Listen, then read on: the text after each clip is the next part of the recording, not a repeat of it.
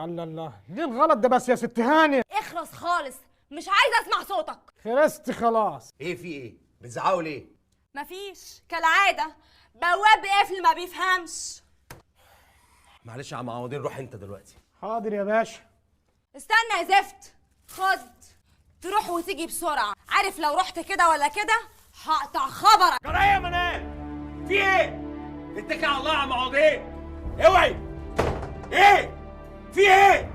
في ايه يا هشام؟ خضتني. خضتك؟ وانت خنقتي الناس كلها وطلعتي عينهم وكفرتيهم يا شيخه. يا ساتر.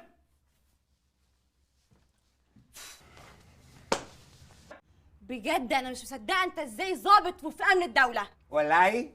انا ظابط امن، امن يعني امان، ودوله يعني مواطنين، يعني انا ظابط امن المواطنين، مش المطلوب مني ان انا انزل لهم واعيشهم في رعب. وانت مصدق بقى الكلام ده؟ انا مصدق الكلام ده اللي انا عايش بيها طول عمري وهفضل عايش بيها لغايه لما اموت.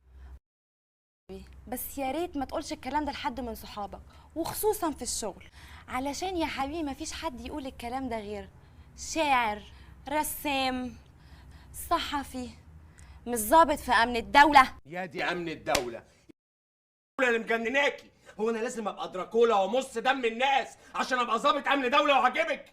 ده ايه العيشه المنار دي؟ يا ساتر، ما تجيش ورايا. عايشه تفلق.